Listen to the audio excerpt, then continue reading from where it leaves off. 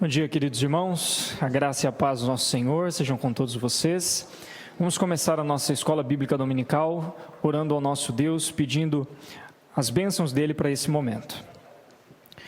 Senhor nosso Deus, nós nos colocamos diante da tua santíssima presença, invocamos, ó Deus, as suas bênçãos, a sua graça, o seu amor, para este momento em que nos debruçamos diante da tua palavra, do teu testemunho, para que possamos aprender mais a respeito da sua vontade, ó Deus, do seu próprio ser, das suas obras de salvação por nós. Ensina-nos, ó Deus, nesta manhã, a respeito da vocação eficaz, de como o Senhor nos chama eficientemente para que possamos ser salvos em Cristo Jesus. Perdoa os nossos pecados, nos lava no sangue do teu Filho, é no nome dele que nós te pedimos. Amém. Meus irmãos, hoje nós daremos início a um novo módulo dos nossos estudos em teologia sistemática, que é esse módulo que vocês estão vendo aí, o 4, aplicação da salvação. É importante a gente fazer uma rápida retomada da nossa trajetória até aqui. Nós estamos estudando nesse semestre qual doutrina? Qual é a doutrina que nós estamos estudando nesse semestre? Soteriologia, isso mesmo. Então, é a doutrina da salvação. E nós estamos fazendo isso de acordo com os nossos símbolos de fé, a nossa tradição reformada. Por isso, é soteriologia reformada.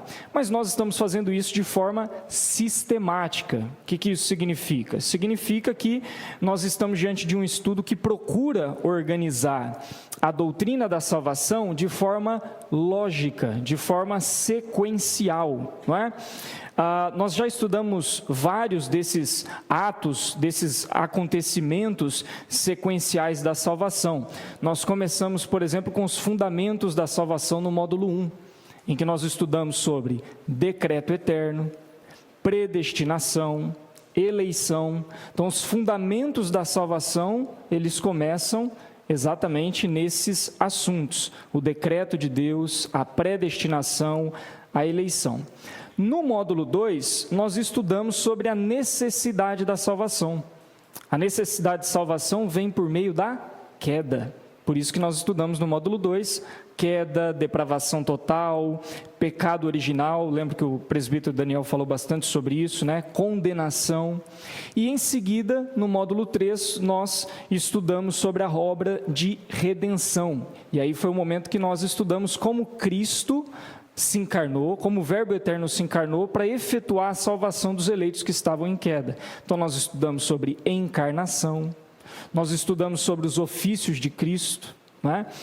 Sobre expiação, redenção, propiciação. Então percebam a ordem lógica dos nossos estudos para chegar exatamente a esse ponto em que nós estamos hoje, né?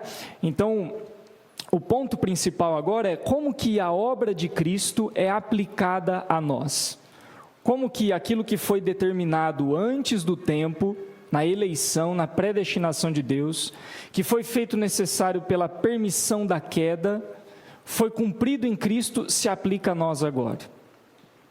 E a resposta para isso é que Deus aplica a salvação por meio do seu chamado eficaz. Ele chama eficazmente os seus eleitos para si e aplica a obra de Cristo. Por isso que a nossa primeira aula desse 4º módulo a aplicação da salvação é exatamente esse tema: vocação externa e vocação eficaz. Para ajudar na nossa organização, nós seguiremos esse itinerário bem breve, bem direto. Nós vamos começar falando então sobre vocação externa e as suas características, depois vocação interna ou eficaz. Eu vou utilizar esses dois termos como equivalentes, vocação interna e eficaz, e as suas características, e por fim, algumas aplicações finais. Tudo bem até aqui, meus irmãos? Vocês compreenderam a sequência lógica da teologia sistemática? Então, começando pelo termo vocação, né? Esse termo vem do latim vocatio, que significa chamado, é uma convocação. E no caso aqui faz referência ao chamado que Deus faz aos pecadores para que sejam salvos. E os teólogos reformados, eles costumam dividir esse chamado de Deus aos pecadores em duas categorias: o chamado externo e o chamado interno de Deus, que também é denominado chamado eficaz. Então, em primeiro lugar, há uma vocação externa, uma vocação geral para todos os pecadores. O teólogo Leonard Van Horn, que é um teólogo reformado, ele define vocação externa nesses termos que eu quero ler para os irmãos. Vocação externa é o chamado da palavra, pelo qual todos os pecadores são graciosamente convidados a Cristo, para que tenham vida e salvação nele. Então, é um chamado pela palavra, direcionado aos pecadores, convidando os pecadores para que graciosamente venham a Cristo. Em outras palavras, o chamado externo é a pregação do Evangelho, é a proclamação pública do Evangelho de Jesus Cristo. Esse é o chamado externo. E como nós lemos em Marcos capítulo 16, isso deve ser feito para todos. Ide por todo o mundo e proclamai o Evangelho. Uma outra definição vem do teólogo Luiz Berkoff, que ele diz o seguinte: o chamado ou a vocação externa é a apresentação e oferta da salvação em Cristo aos pecadores, juntamente com uma calorosa exortação a aceitarem a Cristo pela fé para obterem o perdão dos pecados e a vida eterna. Então, esse é o chamado externo. O chamado externo é quando nós, pela pregação da palavra, fazemos uma calorosa exortação para as pessoas que estão nos ouvindo e chamamos essas pessoas a aceitarem a Cristo pela fé e por meio dele terem perdão de pecados e salvação. Tudo bem? Então isso é vocação externa. Simples, né? É a chamada de Deus provinda da sua palavra que é estendida a todos os pecadores. Tá bom? Existem vários textos nas Escrituras que apontam exatamente para esse chamado externo, mas eu quero ler com os irmãos dois textos principais em que o próprio Senhor Jesus Cristo realiza esse chamado externo. O primeiro texto está em Mateus, capítulo 11, verso 28. E o segundo texto em João, Evangelho de João, capítulo 7, versos 37 a 38. Então, quem puder, abra em Mateus, capítulo 11, verso 28, e também em João 7, 37 ao 38.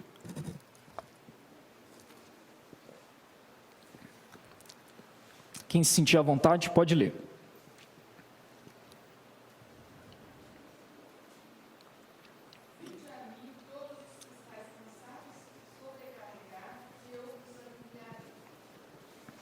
Para quem Jesus disse isso?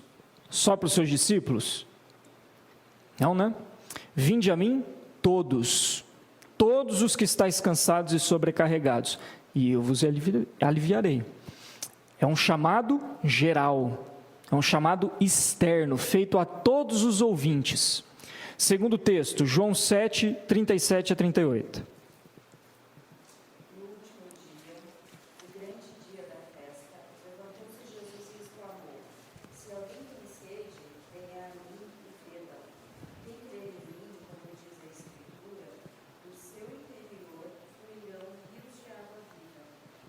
Isso aí.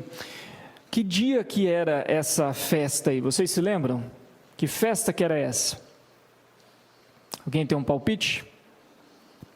No último dia, o grande dia da festa. Festa dos Tabernáculos. Que nessa ocasião, muitas pessoas de outros povos vinham até Jerusalém para participar dessa celebração. Então tinha gente de todos os lugares. E quando Jesus percebe isso, ele se levanta e exclama: se alguém aqui tem sede, venha a mim e beba. Quem crer em mim, do seu interior fluirão rios de água viva. Então é um chamado para todos, é um chamado geral. E nessa circunstância aqui, é bem especial esse texto, porque nos mostra que é feito no momento onde pessoas de várias civilizações diferentes estavam reunidas em Jerusalém. Então esse é o chamado externo. Agora, nem todos que ouviram essas palavras de vida do nosso Senhor Jesus Cristo responderam com fé, não é verdade? Nem todos que ouviram essas palavras, né? Vinde a mim, se alguém tem sede, vem a mim. Nem todos que ouviram essas palavras disseram, eu vou. Eu vou. A pergunta é, por quê? Por que é que nem todos responderam o chamado de Jesus Cristo? Quem se arrisca? Perfeito. Porque esse chamado não foi acompanhado de uma operação interna do Espírito Santo no coração. E esse é o chamado eficaz. Nós vamos chegar lá. Mas o chamado eficaz é quando, pela palavra, o Espírito Santo opera uma regeneração no coração que faz com que a pessoa que ouve seja capaz de receber a palavra de Cristo. Tudo bem? Apesar disso, é muito importante a gente lembrar que a gente não pode atribuir a Deus a responsabilidade da rejeição do chamado. Nós não podemos dizer isso. A Escritura em nenhum momento nos dá margem para isso. Quem pode ler para a gente, rapidinho, Lucas 13:34. Veja como a Escritura responsabiliza aquele que ouve o Evangelho e não responde.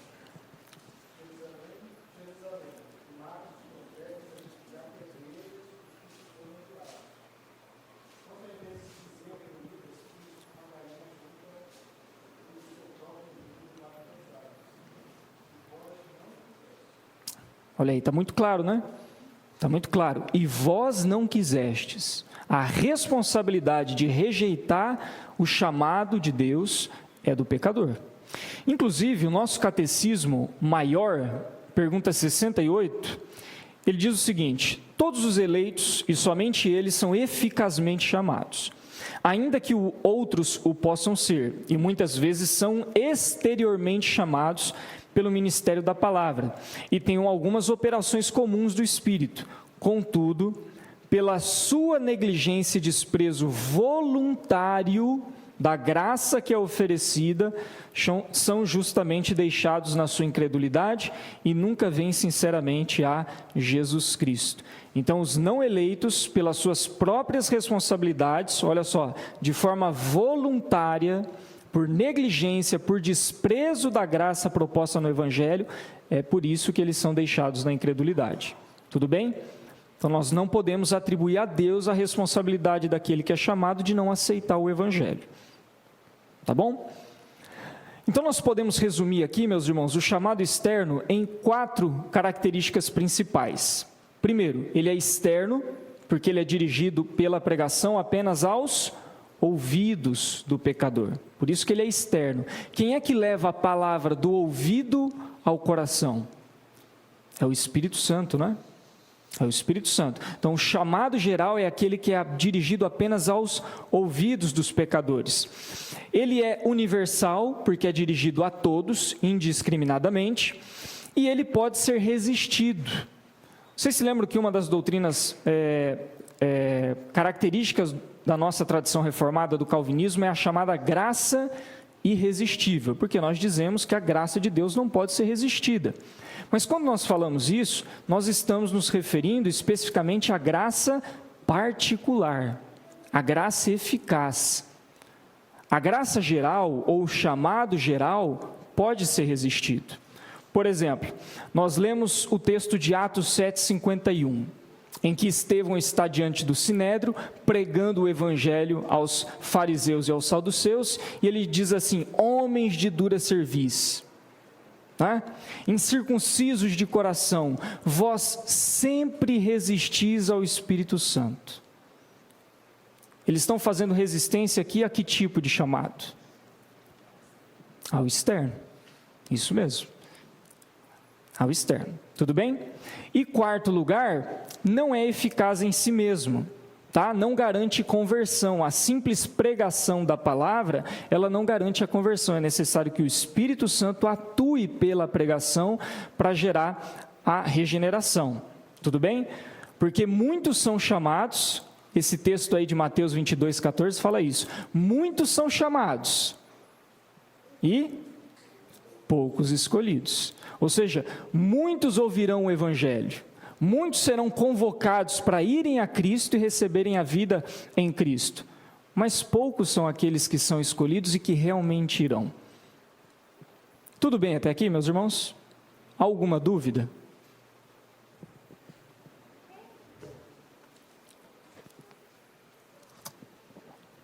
Muito bem, avançando agora para a vocação eficaz. Então, diferente disso que nós acabamos de estudar, a vocação externa, a vocação eficaz, ela é interna. Ela acontece na regeneração do coração do pecador. Agora, o meio da vocação externa e o da vocação interna é o mesmo. Qual é o meio?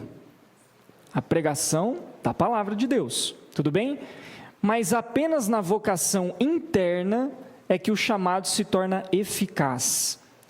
Por quê? Porque nessa vocação interna é o próprio Deus que, pelo seu Espírito Santo, atua internamente no coração daquele que ouve, e ele faz o quê nessa atuação? Ele regenera, ele transforma esse coração, ele tira o coração de pedra e dá o coração de carne, para que esse coração agora seja capaz de responder positivamente ao chamado de Deus. Tudo bem? O nosso Catecismo Maior, pergunta 67, ele traz a seguinte definição a respeito da vocação eficaz.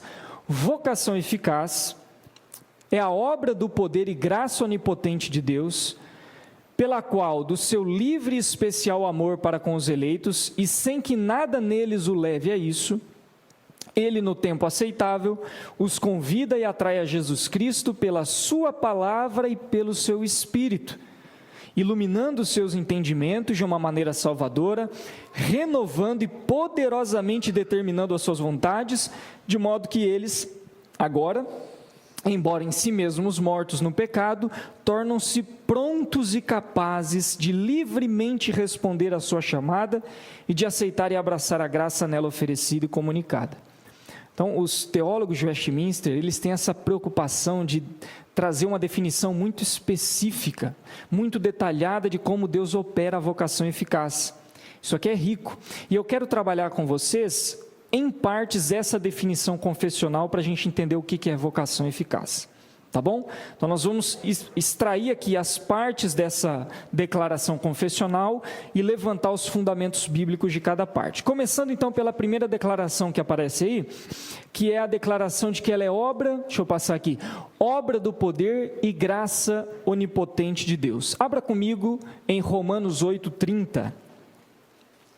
E um outro irmão abra em Efésios 1, 18 a 20. Romanos 8:30 e Efésios 1, 18 a 20. Veja, esses textos que nós vamos ler agora, eles falam que o chamado eficaz é obra do poder e graça onipotente de Deus. É isso que nós vamos ver. Quem abriu pode ler.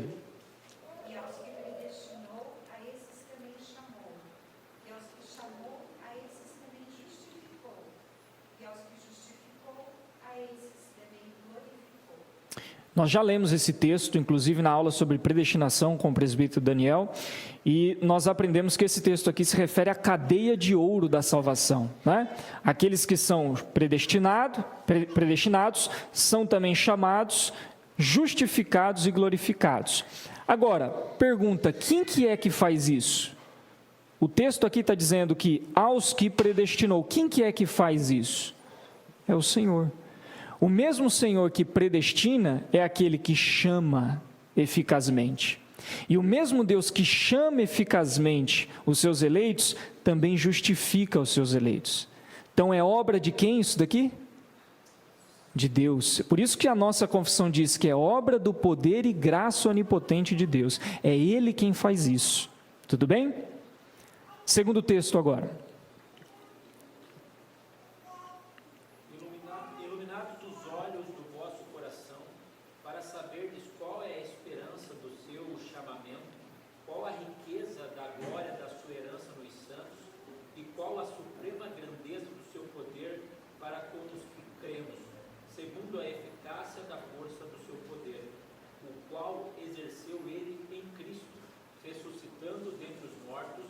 Fazendo-o sentar à esse texto é muito interessante, porque ele diz assim, olha, Paulo está falando para os seus leitores, vocês foram iluminados no entendimento, não é? É isso que ele diz aí no início. Iluminados os olhos do vosso coração. Para que vocês foram iluminados? Vocês foram regenerados? Primeiro, para vocês saberem qual é a esperança do seu chamamento. Para vocês saberem qual é a riqueza da glória da sua herança nos santos. E para vocês saberem também qual é a suprema grandeza do seu poder, o poder de Deus, para com os que cremos. E nós cremos por conta de quê? Porque nós somos mais inteligentes do que os outros? Porque nós somos mais intelectualmente capazes, a gente leu a Bíblia direitinho, diferente dos outros? Nós cremos por quê? O texto diz, segundo a eficácia da força do seu poder. Foi o poder de Deus, misericordioso, gracioso, atuando no nosso coração pecador, que iluminou os olhos do nosso coração e nos deu a verdadeira compreensão, o verdadeiro entendimento da graça de Deus na face de Cristo. Então é fruto da eficácia da força do seu poder. Tudo bem até aqui, meus irmãos? Agora, quando é que Deus faz isso? O nosso catecismo diz, aí no ponto 2, que Ele no tempo aceitável os convida e atrai a Jesus Cristo pela sua palavra e pelo seu Espírito. Ou seja, embora o eleito não regenerado, ele possa ouvir várias e várias vezes a pregação do Evangelho. Por exemplo, você provavelmente já ouviu muitas vezes o Evangelho antes de ter sido salvo. Mas em um determinado momento, o chamado veio, o chamado eficaz aconteceu. Os eleitos não regenerados, eles podem ouvir várias e várias vezes a pregação do Evangelho. A gente pode pensar em Paulo, né, que ouviu a pregação de Estevão, depois apedrejou Estevão, e naquele momento para ele não fez a menor diferença. Mas no tempo determinado pelo Pai, quando o tempo chega, não tem jeito. Esse chamado se torna eficaz. O pecador é verdadeiramente transformado. Isso nos mostra que o pecador não pode determinar ele mesmo quando ele vai ao Pai. Você se lembra o que Jesus disse em João 6,44, esse texto aí? Um texto muito conhecido.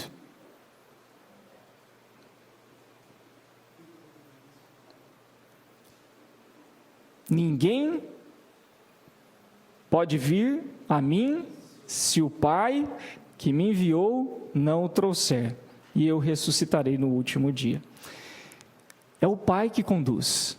Não é o pecador que determina a hora e o tempo. Sabe aquela ideia de que, eu estou muito jovem para ser crente.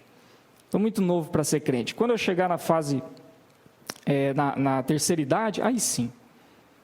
O pecador não pode determinar isso. Tá? Tem um exemplo muito interessante sobre isso.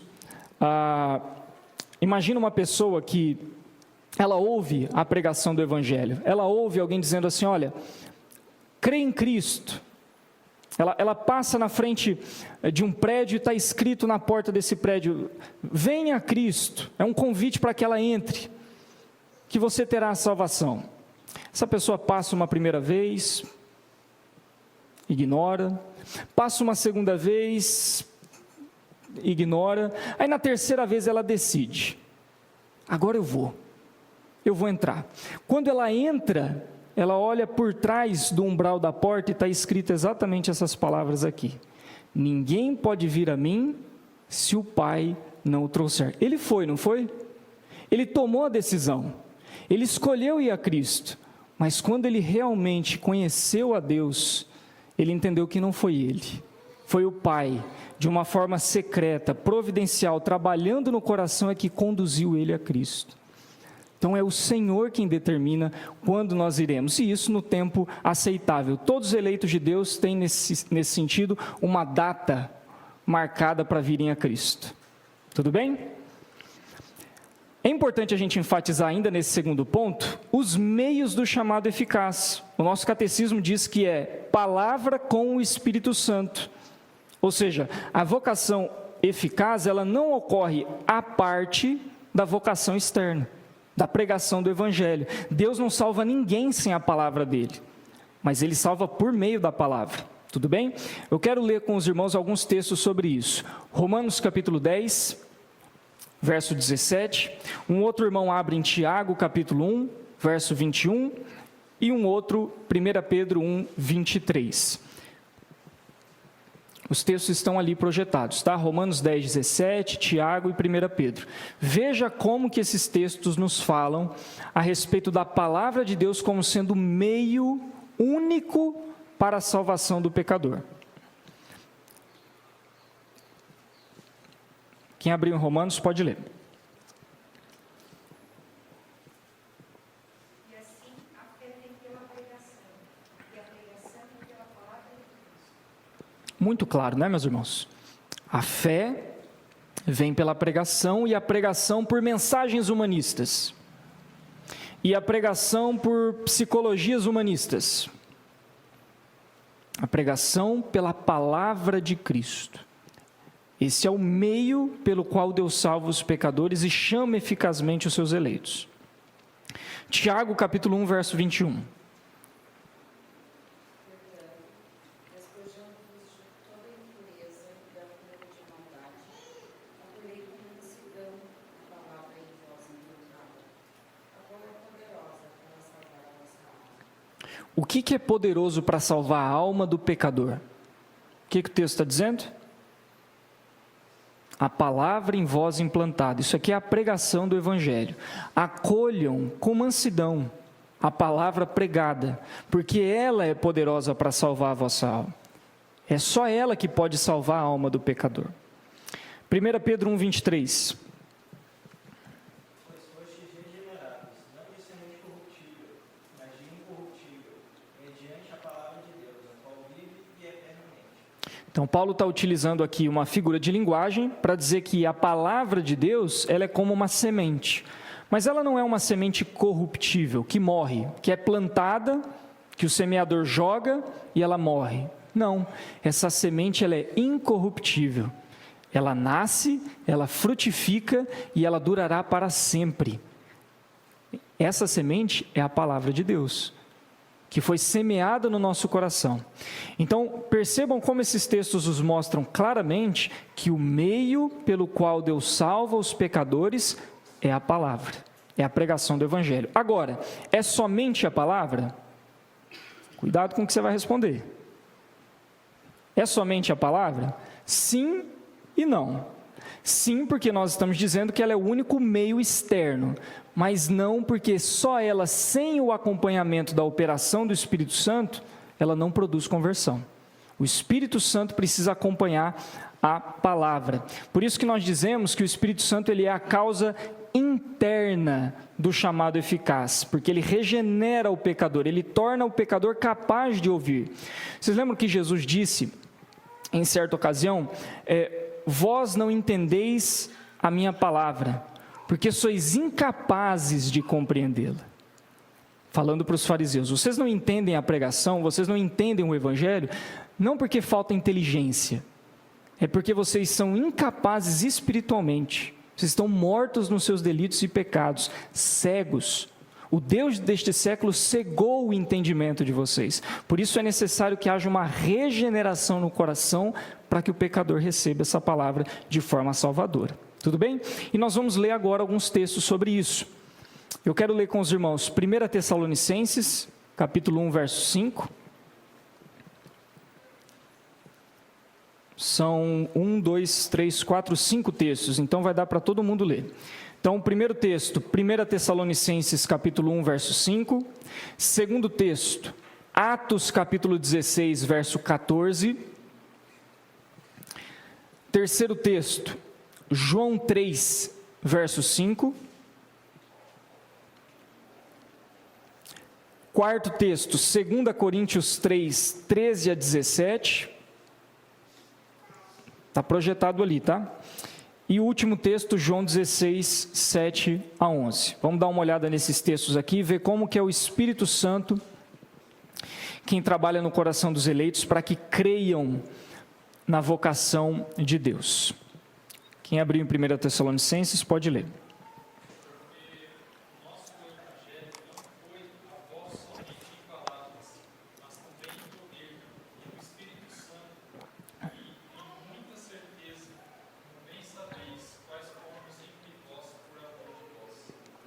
e em muita certeza. Outras traduções trazem em plena convicção. Então, a plena convicção de que nós temos que Cristo é o nosso Salvador, que nós fomos salvos por Ele, vem por meio de quê? Somente em palavra? O texto diz, não chegou até vós tão somente em palavra, mas também em poder no Espírito Santo. É a plena persuasão do Espírito Santo que gera em nós a convicção no Evangelho da Graça. Lembra quando você creu em Cristo Jesus? Quando você se entregou ao Senhor Jesus, sabe o que estava acontecendo? O seu coração estava sendo transformado no poder do Espírito Santo, para que você pudesse ter plena convicção do amor de Deus por você. Tá, tudo bem? Atos 16, 14.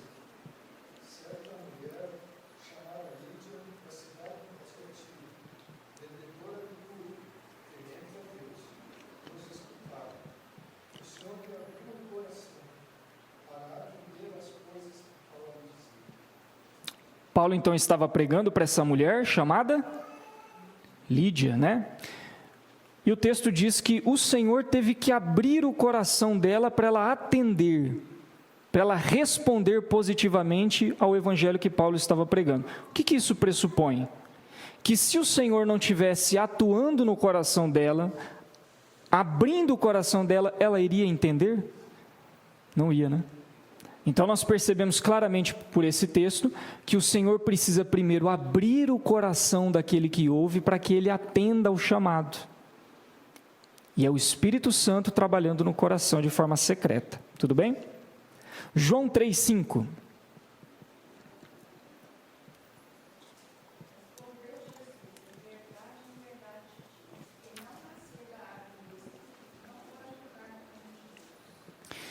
E aí, como é que Nicodemos responde Jesus? Como pode ser isso? E aí Jesus, tu és mestre em Israel e não sabe dessas coisas?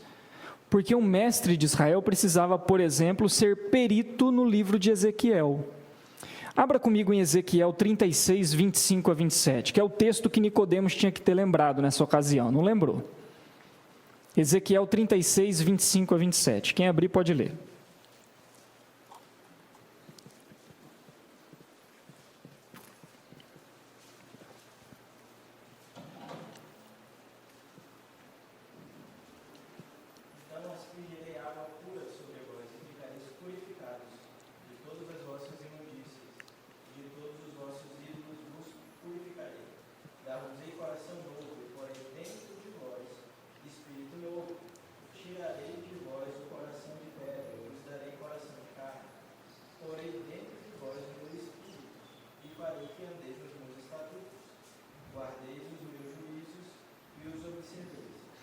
Então, para que a pessoa ande nos juízos e os observe, para que viva em santidade, é necessário primeiro o quê?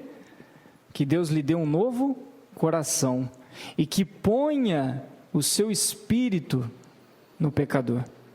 É isso que Jesus estava querendo dizer para Nicodemos. Nicodemos, se você não tiver um novo coração que vem através da operação do Espírito Santo, que é como o vento e sopra para onde quer, você não pode determinar a vontade dele, você não pode ver o reino dos céus. Religiosidade aparente não salva. É necessário uma mudança nas afeições internas, uma regeneração. Era isso que Jesus estava falando para Nicodemos. Tudo bem? Quarto texto, 2 Coríntios 3, 13 a 17.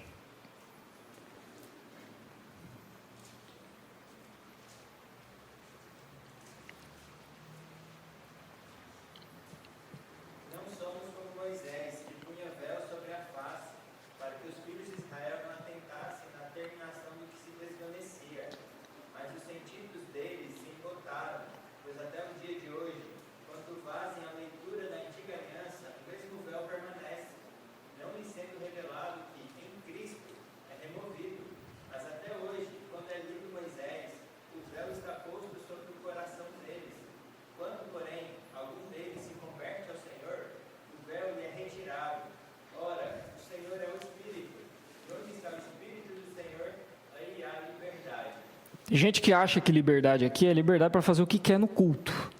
Mas é só ler o contexto. Qual que é o problema aqui? Eles fazem a leitura da antiga aliança e o véu permanece sobre eles. Eles estão lendo o Antigo Testamento, mas não estão entendendo para onde que isso vai, para onde isso aponta, o que que significa, não é?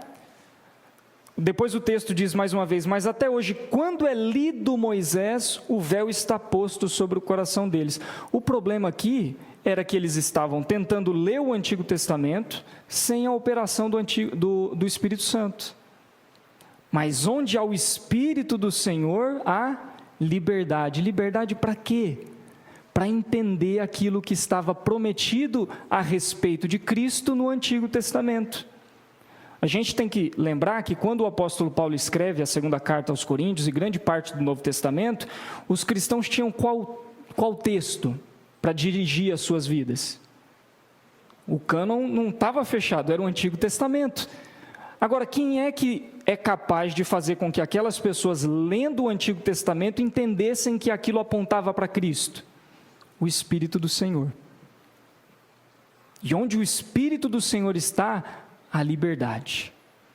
Olha que interessante que a gente não pode nem mesmo interpretar a Escritura por nossas próprias forças e condições. A gente precisa do Espírito Santo nos auxiliando na interpretação da palavra de Deus. É por isso que quando você vai ler a Bíblia, você tem que ler, se dedicar, procurar comentários, mas também orar. Pedir ao Espírito Santo, Senhor, me dê compreensão da Tua palavra. Tudo bem? Último texto, João 16, 7 a 11. Mas eu lhes digo a verdade, é melhor para vocês que eu vá, porque se eu não for, o Consolador não virá para vocês. Mas se eu for, eu o enviarei a vocês. Quando ele vier, convencerá o mundo do pecado, da justiça e do juízo. Do pecado, porque eles não creem em mim. Da justiça, porque vou para o Pai e vocês não viverão mais. Do juízo, porque o príncipe deste mundo já está julgado. Isso aí, então, o ministério do Espírito Santo, enviado por Cristo, é nos convencer dos nossos pecados. Então, quando o chamado externo é feito, quando o Evangelho é proclamado, é o Espírito Santo quem atua através da palavra, convencendo o pecador de que ele é pecador, não é? De que ele não está crendo em Cristo Jesus e precisa se arrepender, precisa abraçar o Evangelho para que seja salvo. Tudo bem?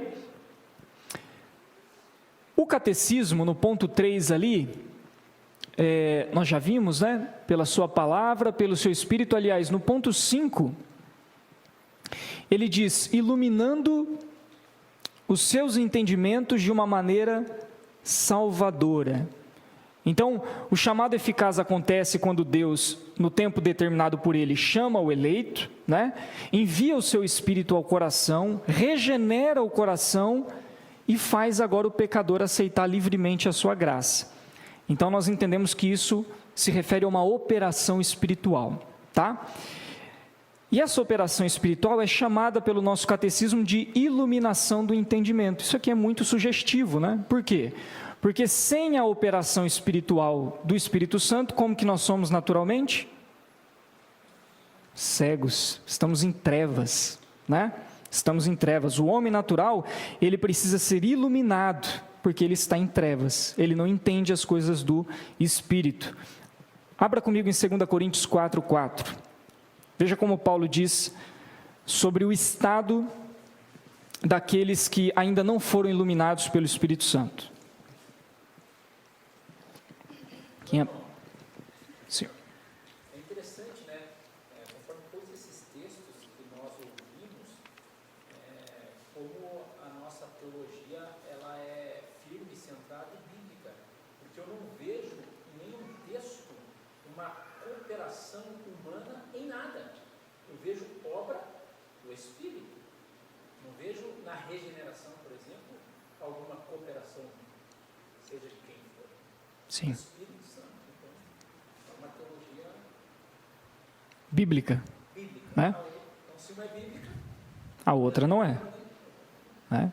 A gente costuma chamar a nossa teologia de teologia reformada porque existe um período histórico que se refere exatamente à elaboração dessa exegese bíblica, mas a nossa teologia procura partir sempre das Escrituras, do que a palavra de Deus diz. Né? Quem abriu, pode ler? 2 Coríntios 4:4.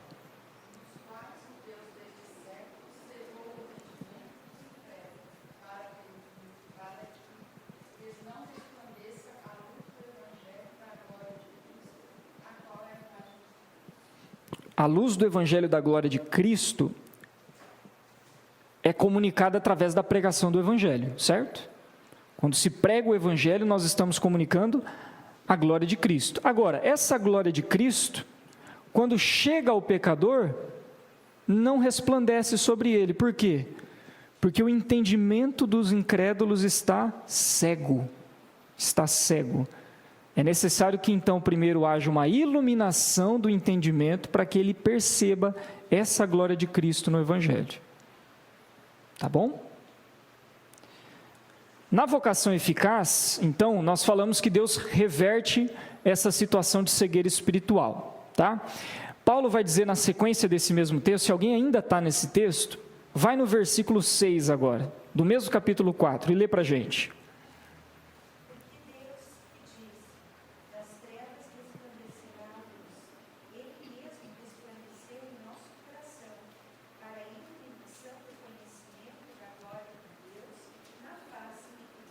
Isso, então há um equivalente aqui entre a palavra coração, do verso 6, e a palavra entendimento, do verso 4. Uma equivalência, tudo bem? Aquele entendimento que estava cego, agora o próprio Deus resplandece sobre ele, né? E ilumina o conhecimento para que veja a glória de Deus na face de Cristo. Então, quando você vê que Deus se revelou nas Escrituras, quando Deus se revela de forma especialíssima na pessoa de Cristo, não é porque você teve mais capacidade exegética do que alguém que está passando ali na rua agora. É porque Deus brilhou no seu coração. O próprio Senhor resplandeceu no seu coração. Isso é impressionante, né? Isso é impressionante. A conversão não é uma coisa pragmática, que as pessoas podem produzir por meios humanos. É uma operação espiritual em que o próprio Deus vem até nós, pecadores miseráveis. Tudo bem? Avançando, vamos terminar aí de analisar toda essa declaração confessional, tá? O nosso catecismo também diz que Deus renova e poderosamente determina as nossas vontades.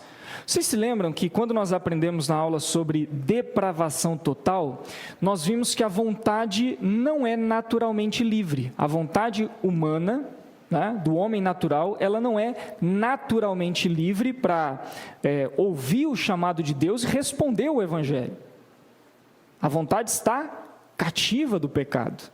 Paulo diz em vários momentos que nós somos escravos de toda sorte de paixões. Então, essa vontade precisa ser renovada, precisa ser libertada para que possamos buscar a Cristo. Então, a primeira coisa que o Senhor faz é nos dar um novo coração, tá bom? Nós já lemos vários textos sobre isso, eu não vou retomar, mas apenas para enfatizar que na regeneração, a vontade que antes estava cativa pelo pecado é renovada. É renovada. Você tem vontade de viver para a glória de Deus?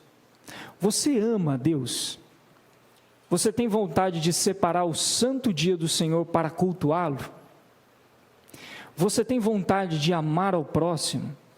Sabe por que você tem essas vontades piedosas? Porque Deus renovou a sua vontade. Porque naturalmente nós não queríamos fazer nada disso. Tudo bem? E perceba que com isso, de modo algum, Deus está violentando a vontade. Como se Ele estivesse pegando a gente pelo pescoço e dizendo, agora você vai fazer isso, agora você vai fazer aquilo. Não, essa renovação da vontade é uma persuasão doce, graciosa. Ele tira o coração de pedra, descarta, joga fora e nos dá um coração de carne. Que aqui carne tem um sentido positivo, tá? O sentido de algo que é capaz de responder à voz de Deus e fazer a sua vontade. Tudo bem? Agora, qual é a finalidade principal dessa obra de regeneração, dessa renovação?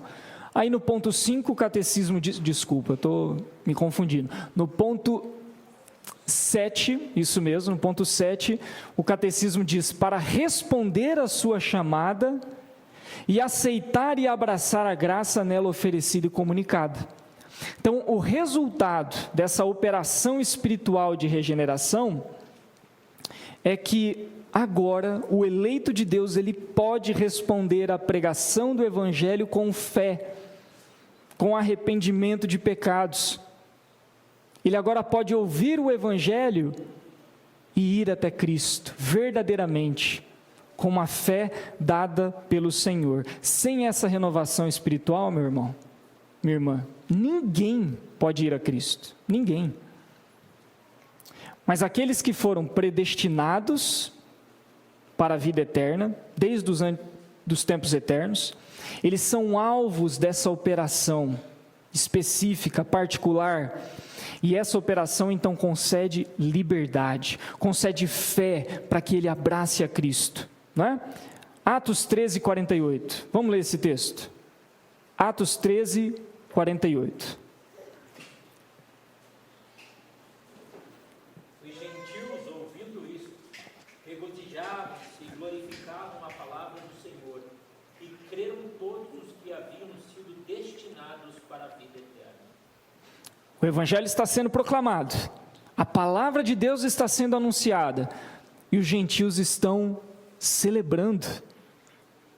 Mas o texto lembra que os que creram foram predestinados, destinados para a vida eterna. Tudo bem? Somente aqueles que foram destinados para a vida eterna é que creram. É aqueles que creram.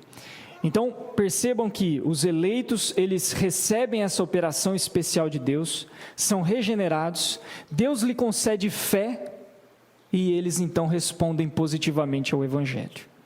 Tudo bom? Então, nós podemos resumir, para encerrar, as características desse chamado eficaz nesses aspectos, nesses 3 aspectos. Ela é interna, porque ela é feita pelo Espírito Santo no coração do pecador.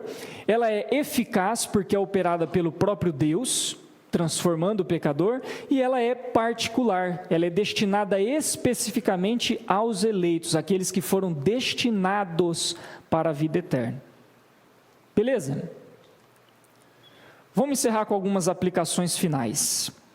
Como que a gente pode aplicar essas verdades aqui em nossas vidas? A primeira aplicação, nós precisamos responder com fé ao chamado de Deus. Nós precisamos. Nós não podemos ouvir nessa manhã o Evangelho, ouvir o chamado de Deus através do Evangelho e ficar indiferente a tudo isso, não é? Alguns já foram chamados e outros podem estar sendo chamados agora. E diante disso não se pode endurecer o coração. Porque ao endurecer o coração, nós seremos responsabilizados, como nós aprendemos, tá? Então, nós somos chamados e devemos responder com fé nessa salvação que é oferecida a nós por meio de Cristo. Você tem respondido com fé a esse chamado? Você tem respondido com fé à salvação proposta na pessoa e nas obras de Jesus Cristo? Segunda aplicação, nós temos que confiar na suficiência do Evangelho. Eu penso que essa doutrina, meus irmãos, ela deve nos levar a rejeitar toda tentativa, muito popular hoje em dia, né, de acrescentar alguma coisa ao Evangelho como meio de salvação, né? Tem muitas pessoas que estão dizendo assim: a pregação do Evangelho não é suficiente, eu tenho que adicionar mais uma estratégia, mais uma mensagem. Não. Somente o Evangelho é a mensagem, é o poder de Deus, como Paulo diz em Romanos 1,16. Somente o Evangelho é o poder de Deus para a salvação. Então nós temos que seguir firmes, com simplicidade, pregando fielmente o Evangelho, nos contentando com a suficiência do Evangelho, pregando aos outros e pregando a nós mesmos. Ele é suficiente para nós. Tudo bem? Terceira aplicação, essa doutrina também nos ensina a ter sabedoria na evangelização. Eu tive que aprender muito isso daqui, porque durante muito tempo eu fui um ogro na evangelização, quase pegando a pessoa pelos cabelos e levando ela até a igreja. Mas essa doutrina aqui nos ensina que não é nem na força no braço, nem da nossa vontade que o pecador é convertido. Ele é convertido por meio de quê? Pelo Espírito Santo. Então nós devemos sim anunciar o Evangelho, pregar o Evangelho, né? Mas reconhecendo que no fim das contas é o Espírito Santo quem vai convencer, quem vai regenerar aquele que ouve. E se houver conversões, a gente não pode se ensoberbecer. Eu preguei maravilhosamente bem, por isso que aquele indivíduo foi convertido. Não. Que bom que você pregou bem, que bom que você foi fiel na exposição, mas é o Espírito Santo quem regenerou aquele pecador. E por outro lado, a gente também não pode ficar desanimado. Sabe quando você prega, anuncia e a pessoa parece que não responde? E aí você pensa assim, é culpa minha. Eu não sei falar do Evangelho, eu não sei explicar direito. Você tem que se dedicar a pregar o Evangelho de forma clara, mas você também não tem que entrar em desespero, porque essa obra é apenas do Espírito, não é sua. Não tente fazer aquilo que só o Espírito Santo pode fazer. Então dependa do Espírito Santo na evangelização. Agora, outra aplicação, isso aqui nos ensina a viver com humildade, com gratidão pela vocação que Deus operou no nosso coração. Por exemplo, você crê que você é salvo? Amém, né? Você crê. Você crê que você está unido a Jesus Cristo pela fé? Sim, né? Mas por que é que você creu em Cristo? De onde veio essa fé? A graça, né? Dele. Então Deus, por amor a nós, nos elege na eternidade, envia Cristo, nos regenera, nos dá a fé, para que crendo nele nós podemos nos arrepender dos pecados, viver em santidade, glorificando a Deus. Então como é que deve ser a vida daquele que foi chamado eficazmente? Quando ele reconhece que tudo é graça de Deus, como o presbítero falou, que tudo é obra de Deus, ele tem que viver como? De forma orgulhosa? Não, ele vive em humildade, em gratidão. Ele reconhece que a salvação em nada provém dele. Como Jonathan Edwards disse, né? A única coisa que o pecador faz na sua salvação é fazê-la necessária pelos seus pecados. Só. Se você acha que você tem alguma parte na sua salvação, essa é a parte. Você fez ela necessária. Desobedeceu a Deus, pecou, transgrediu. De resto, a redenção é obra de Deus. Isso tem que produzir humildade em nós. Tá bom? Quinta aplicação. Descansemos na segurança do chamado de Deus. Lembra o que diz Jesus Cristo para os seus discípulos? As minhas ovelhas ouvem a minha voz e me seguem. Você ouviu a voz de Deus. Você foi regenerado para isso. Mas e a continuação do texto? O que Jesus disse? Das minhas mãos ninguém as arrebata. Você tem que lembrar dessa segunda parte. Você foi a Cristo pelo chamado eficaz e agora ninguém vai te arrebatar da mão dele. Ninguém vai te tirar dele. Nem altura, nem profundidade. Como Paulo diz em Romanos, nada nesse mundo vai te afastar das mãos do bom pastor. Então o chamado eficaz, ele é o início da nossa comunhão com Cristo e ele garante a permanência da nossa comunhão com Cristo. Tudo bem? Então descanse na segurança do chamado de Deus. Sexta e última aplicação, como vocês estão vendo aí, nós devemos viver uma vida que evidencia esse chamado eficaz. Qual é o propósito do chamado eficaz de Deus? Por que é que Deus nos chamou eficazmente? Para onde Ele nos conduziu quando Ele nos chamou? Para Cristo, não foi? Ele nos conduziu a Cristo. Agora, se nós afirmamos que nós fomos chamados verdadeiramente por Deus, como é que nós devemos viver? Para Cristo. Então, como servos de Cristo, nós devemos viver de forma cristocêntrica, como Cristo no centro de nossas vidas, porque foi para isso que a gente foi chamado. A gente foi chamado para viver uma vida que é por Cristo, que é por meio de Cristo e é para Cristo.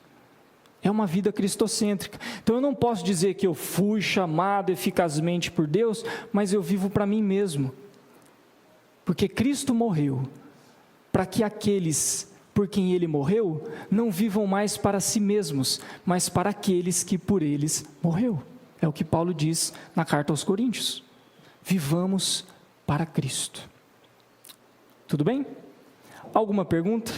Alguma dúvida? Não tendo nenhuma pergunta, nenhuma dúvida, nós vamos encerrar nesse momento. Eu quero pedir para que o nosso irmão Lucas faça a oração, por gentileza.